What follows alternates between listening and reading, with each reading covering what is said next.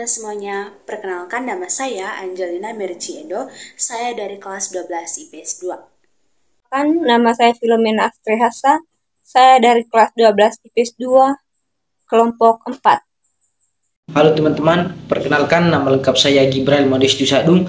Saya dari kelas 12 IPS 2 dari kelompok 4. Halo teman-teman, perkenalkan nama saya Pelagia Krisaboso, saya dari kelas 12 IPS 2, kelompok 4. Perkenalkan nama lengkap saya Katarina Nana Azi, saya dari kelas 12 IPS 2. Halo teman-teman, perkenalkan nama saya Yusno Alfred Rahmat dari kelas 12 IPS 2 dari kelompok 4.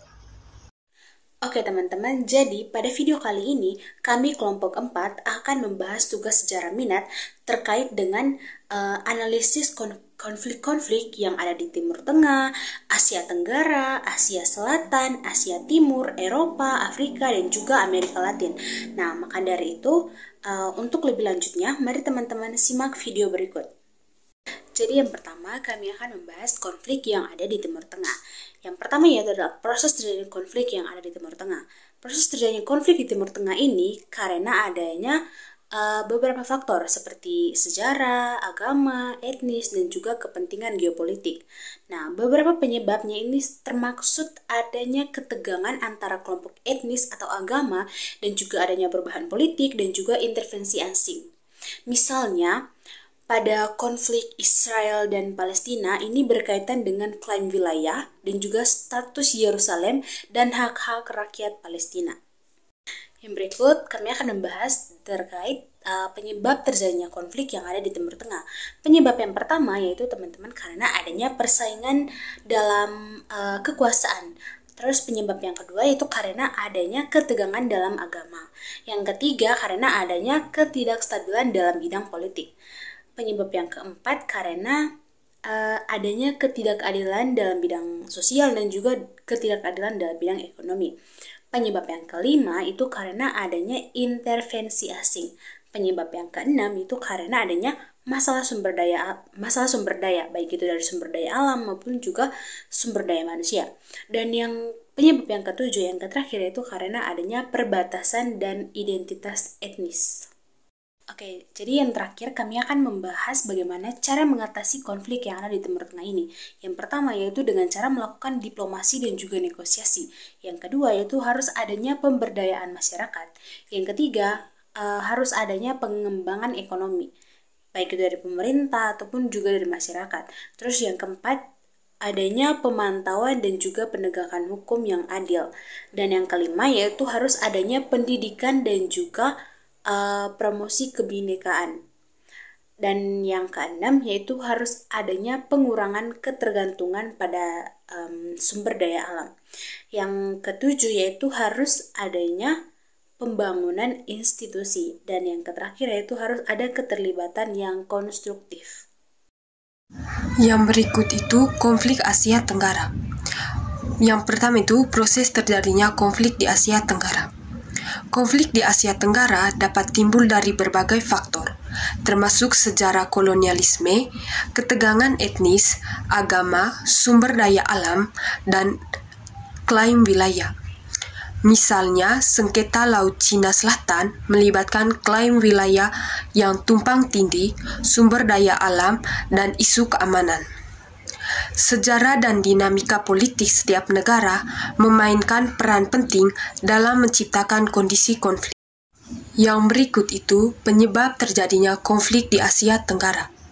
Yang pertama itu sengketa wilayah, yang kedua sumber daya alam, yang ketiga ketegangan etnis dan agama, yang keempat ketegangan politik, yang kelima sejarah kolonialisme dan imperialisme, yang keenam ketegangan geopolitik.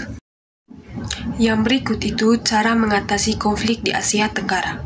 Yang pertama itu dialog dan negosiasi, yang kedua mediasi, yang ketiga rekonsiliasi, yang keempat pemberdayaan masyarakat, yang kelima pembangunan dan ekonomi, yang keenam penegakan hukum yang adil, yang ketujuh diplomasi multilateral, yang kedelapan pendidikan perdamaian. Yang ketiga, konflik di Asia Selatan. Proses terjadinya konflik di Asia Selatan. Konflik di Asia Selatan bisa timbul karena berbagai faktor, termasuk sejarah kolonialisme, agama, etnisitas, politik, dan sumber daya. Beberapa contoh konflik di wilayah tersebut termasuk konflik antara India dan Pakistan terkait wilayah Kashmir, konflik etnis di Sri Lanka antara mayoritas Sinhala dan minoritas Tamil, serta konflik internal di Nepal dan Afghanistan. Faktor-faktor seperti ketegangan agama, klaim atas wilayah, ketidakpuasan politik, dan persaingan sumber daya seringkali menjadi pemicu konflik di wilayah tersebut.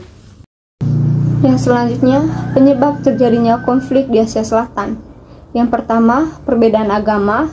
Yang kedua, perbatasan dan wilayah. Yang ketiga, kemiskinan dan ketimpangan sosial. Yang keempat, politik internal.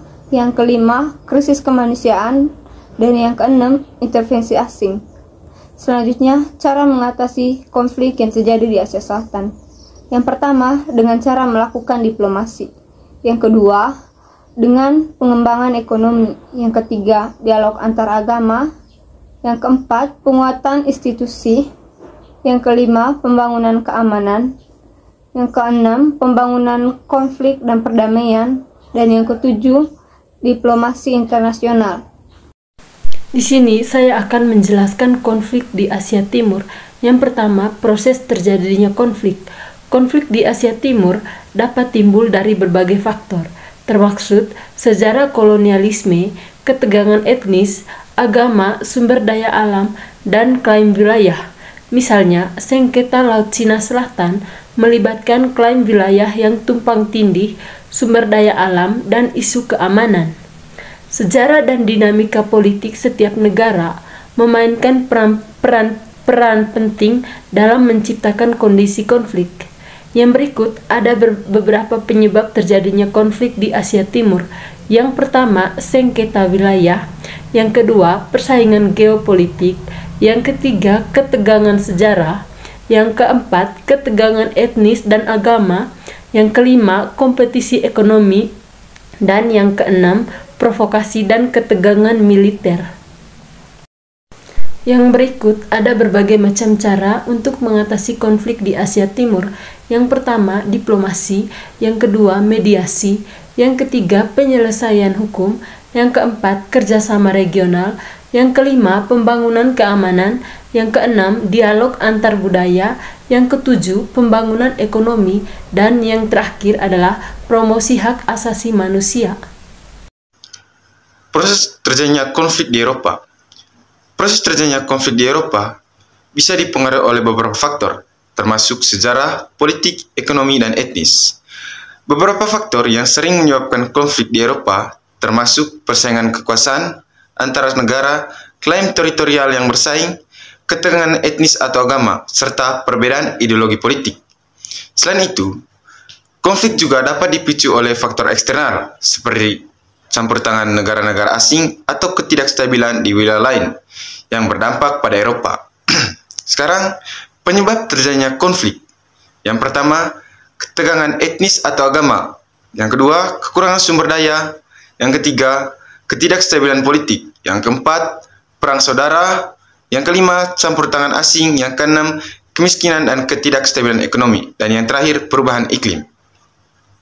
Selanjutnya, cara mengatasi konflik di Eropa. Yang pertama, diplomasi, pengembangan ekonomi, dialog antaragama, penguatan institusi, pembangunan keamanan, pembangunan konflik dan perdamaian, yang terakhir diplomasi internasional. Konflik di Afrika. Proses terjadinya konflik di Afrika. Konflik di Afrika bisa dipicu oleh sejumlah faktor, termasuk ketegangan etnis, agama, politik, sumber daya alam, dan kekuasaan. Pertentangan atas kekuasaan politik seringkali menjadi pemicu utama dengan berbagai kelompok bersaing untuk mengendalikan pemerintahan dan sumber daya negara. Pada banyak kasus, masalah ekonomi juga memainkan peran penting seperti ketidaksetaraan ekonomi, kemiskinan, dan ketidakadilan distribusi sumber daya. Penyebab terjadinya konflik di Afrika. Yang pertama, ketegangan etnis dan agama. Yang kedua, kurangnya sumber daya. Yang ketiga, ketidakstabilan politik. Yang keempat, perang saudara. Yang kelima, campur tangan orang asing. Yang keenam, kemiskinan dan ketidakstabilan ekonomi. Dan yang terakhir adalah perubahan iklim. Cara mengatasi konflik di Afrika. Yang pertama, diplomasi dan negosiasi. Yang kedua, meningkatkan siklus politik dan partisipasi masyarakat. Yang ketiga, pembangunan ekonomi dan pengurangan kemiskinan. Yang keempat, penegakan hukum yang adil dan efektif. Yang kelima, pemberdayaan perempuan dan kelompok rentan lainnya. Yang keenam, pembangunan institusi yang kuat dan transparan. Yang ketujuh, investasi dalam pendidikan dan perdamaian berkelanjutan. Yang terakhir, pendekatan yang berfokus pada perdamaian, rekonsiliasi, dan membangun kepercayaan. Baik, yang ketujuh kami akan membahas konflik yang ada di Amerika Latin. Yang pertama adanya proses terjadinya konflik yang ada di Amerika Latin.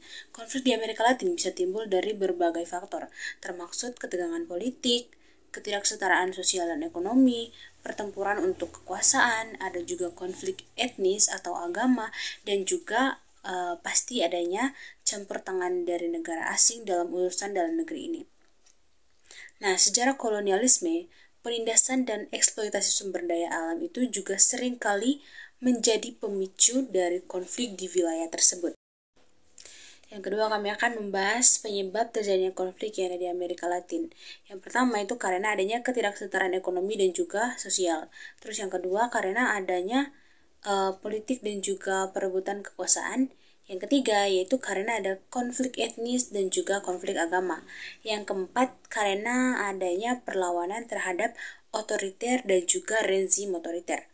Terus penyebab yang kelima itu karena adanya kriminalitas narkotika, dan yang terakhir yang keenam yaitu karena adanya pengaruh budaya asing. Baik, yang berikut kami akan menjelaskan bagaimana cara mengatasi konflik yang ada di Amerika Latin. Yang pertama yaitu dengan melakukan diplomasi, yang kedua dengan cara melakukan pembangunan ekonomi, yang ketiga itu harus adanya pemberdayaan dalam masyarakat, yang keempat harus dengan cara melakukan resolusi terkait dengan konflik yang terjadi. Yang kelima yaitu harus adanya penghapusan ketidakadilan baik dalam masyarakat ataupun dalam sistem pemerintahan. Dan yang terakhir yaitu harus adanya kolaborasi internasional.